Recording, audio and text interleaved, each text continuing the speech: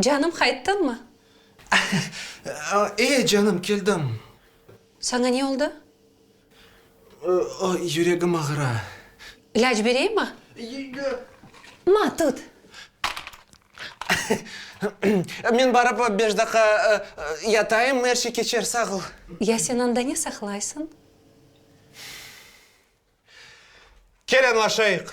Sen keçken sefer gibi bana atılmayacaksın. Sen ne aytasın canım? Ben seni hiçbir vakit sevmedim. Bana premiya verdiler. Yo. Mumkunu ben özüm sayayım başta. Yok, gerek ama sayayak. Bu bizim Alevi adetimiz. Yok, bilirsin mi canım, kışlık rezini maşına almak gerek ve benzin almak gerek. Bana kaldırdı karan. Yok canım, başta bizim kızımızga yanaya kapalmak gerek. Sen ne yapasın mı? Yakınlaşasın mı? Son ise oğlumuzga to gerek için para tölemek gerek. Mumkunu ben özüm sayayım başta.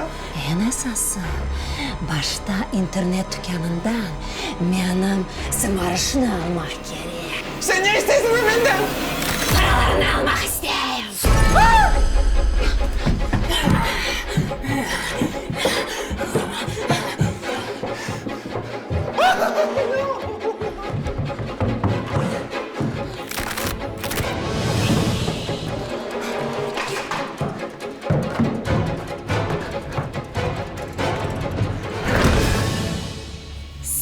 Sevgilim, aç kapını. Yok, mumkunu ben özüm sayayım. 3, 4, 5. Çıkar güneş. Herkes uyanar. Ve kapını açar. Şap şap! Elçap! Mumkunu ben özüm sayayım. Yok.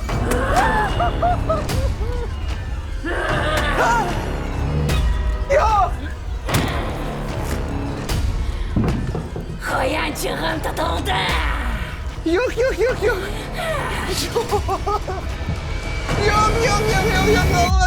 Yalvarırım. Bir sayayım. Yok. Bir sayayım.